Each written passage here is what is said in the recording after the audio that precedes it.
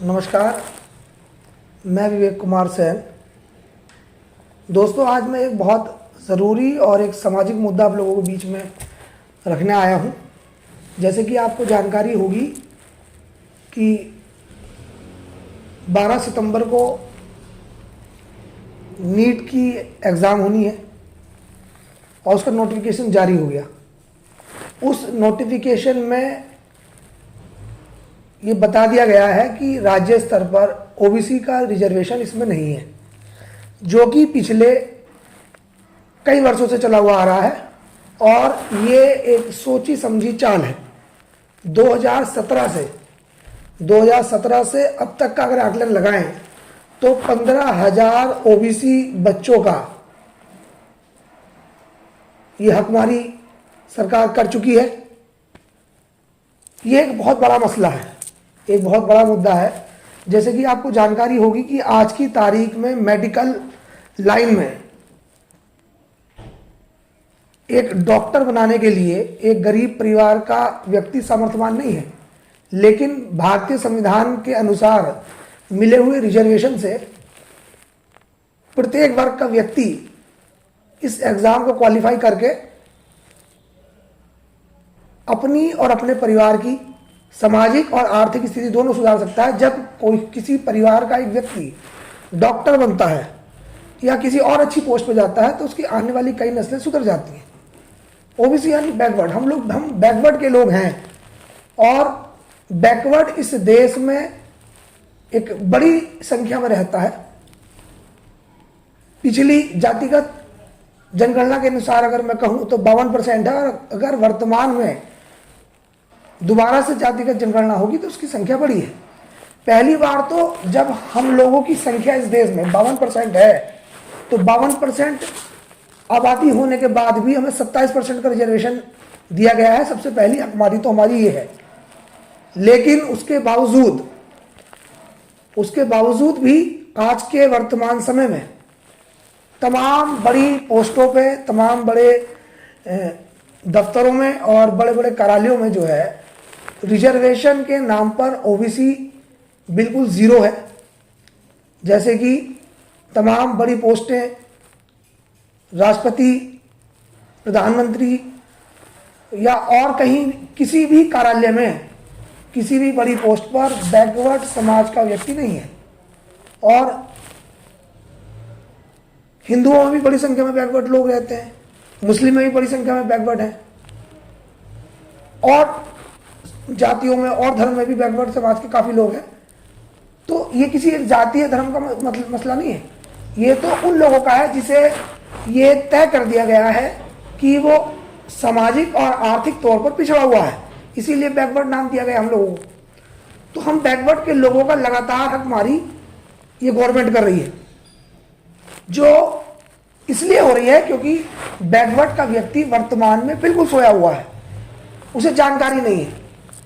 हिंदू मुसलमान मंदिर और मस्जिद की लड़ाई लड़ने में व्यस्त बैकवर्ड के बच्चों का भविष्य ये वर्तमान गवर्नमेंट और पिछली गवर्नमेंट चली हुई जो आ रही हैं, इन्होंने बिल्कुल जीरो कर दिया है।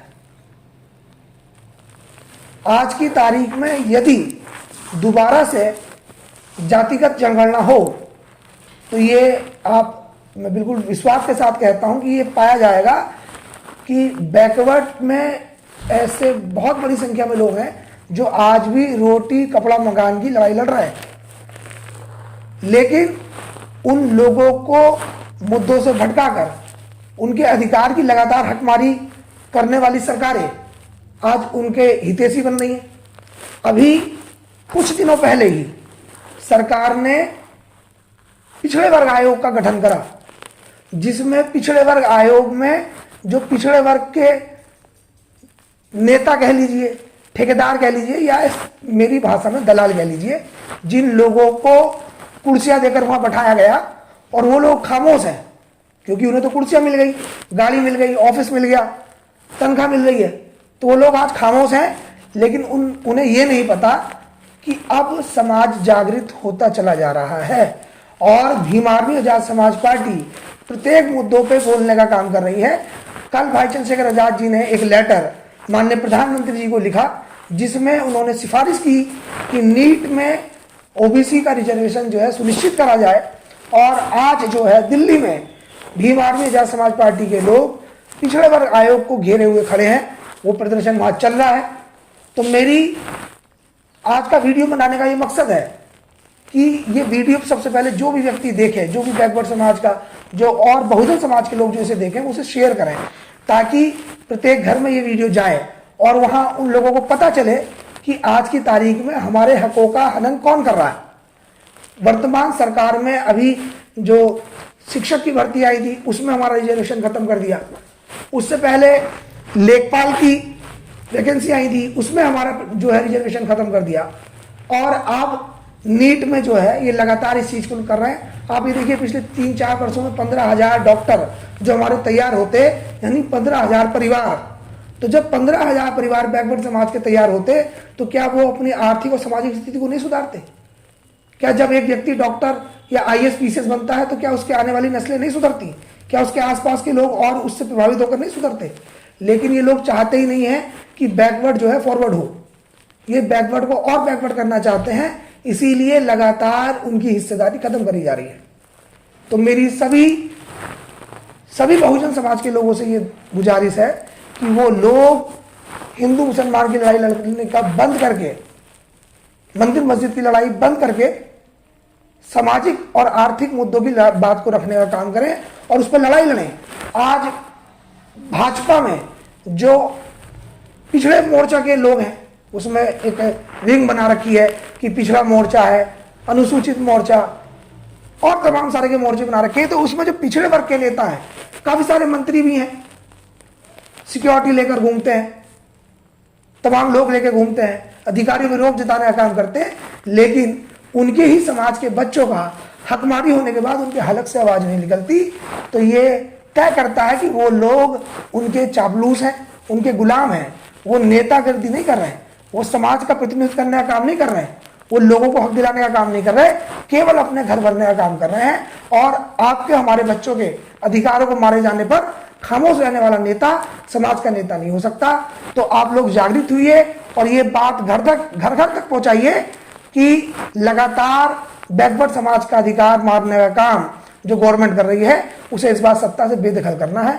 क्योंकि मैं ये विश्वास दिलाना चाहता हूं कि यदि इस देश में संविधान के अनुसार बात करी जाए तो जिसकी जितनी संख्या भारी उसकी जितनी हिस्सेदारी की बात होती है, तो हम 52% के लोग हैं, तो हमारा जो रिजर्वेशन है वो 27% से बढ़ाकर 52% इन लोगों को करना चाहिए। और हमें ये देखना चाहिए कि वर्तमान में हमारे अधिकार कौन लोग मार रहे हैं। वो 3% के लोग, वो 15% के लोग लगातार हमारे हिस्से की रोटी खा रहे हैं। आप इसे साधारण तरीके से समझिए कि यदि एक घर में 100 व्यक्ति हैं तो उनके लिए 100 रोटियों की व्यवस्था होगी, और यदि पड़ोस के घर में 10 लोग हैं तो वहां 10 लोगों की रोटी की व्यवस्था होगी। लेकिन जब हमें यही नहीं पता चल रहा कि हमारी संख्या कितनी है तो हमारी कितनी रोटियों की व्यवस्था होनी है, ये गवर्नमेंट को कैसे पता? तो हमारी जातिगत जनगणना भी सरकार को दोबारा करानी चाहिए और उसके आधार पर हमारा रिजर्वेशन बढ़ाना चाहिए। इस चीज को, इस आवाज को बुलंद करो और सभी बैकवर्ड के लोगों को इस चीज के लिए जागरूक होकर लड़ाई लड़नी चाहिए। आज प्रत्येक समाज आगे बढ़ रहा है तो वो इसलिए है क्योंकि वो लड़ाई लड़ रहे हैं। हम लोग SC समाज के लोगों से इस चीज की कंपेयर करते हैं, वो रिजर्वेशन के सहारे बढ़ रहे हैं, वो संविधान में मिले इतने अधिकारों के द्वारा आगे बढ़ रहे हैं। तो भाई आप लोगों को किसने मना करा है? आप भी तो लड़िए। वो लोग घर से निकल के संघर्ष करने का काम करते हैं, अपने अधिकारों के लिए लड़ने का काम करते हैं, क्योंकि अधिकार मांगने से नहीं मिलते, अधिकारों के लिए लड़ना पड़ता है, अधिकारों को छीनना पड़ता है। तो आप लोग भी तैयार हो जाइए और भाई चंद्रशेखर आजाद के साथ, आजाद समाज पार्टी भीम आर्मी के साथ खड़े होकर इस लड़ाई को लड़ने का काम करिए। क्योंकि पिछली जितनी गवर्नमेंट है और वर्तमान जो गवर्नमेंट चल रही है, एक भी सरकार ने बैकवर्ड की लड़ाई लड़ने का काम नहीं करा, केवल उसे वोट बैंक की तरह इस्तेमाल करा है और उसका वोट लेकर अपनी पार्टी, अपनी सरकार बनाने का काम करा। लेकिन अगर आज आप लोगों चाहते हैं कि आपको आपके अधिकार मिले तो आपको संवैधानिक तौर पर इस लड़ाई को लड़ना पड़ेगा, संविधान के साथ चलना पड़ेगा, अम्बेडकरवाद को बढ़ावा देना पड़ेगा और बाबा साहब को मानते हुए, क्योंकि जो लोग बाबा साहब में आस्था रखते हैं, जो संविधान को जानते हैं, उनके अधिकार नहीं मारे जाते। आप लोग संविधान को पढ़ें, बाबा साहब की ओर चले और अपने अधिकारों के लिए लड़ें। बाबा साहब ने कहा है शिक्षित बनो, संगठित रहो और संघर्ष करो। लेकिन हम लोग तो हिंदू, मुस्लिम और मंदिर मस्जिद की लड़ाई लड़ रहे हैं। जिन लोगों ने हमारा अधिकार माना, हम उन्हीं के साथ चल रहे हैं। तो आपकी लड़ाई लड़ेगा कौन, ये आप तय करिए और इस लड़ाई को, इस आवाज को बुलंद करिए। और प्रत्येक बैकवर्ड क्लास के व्यक्ति को यह सोचना चाहिए कि यह हकमारी उसकी नहीं है, उसके बच्चों की है, उसकी नस्लों की है।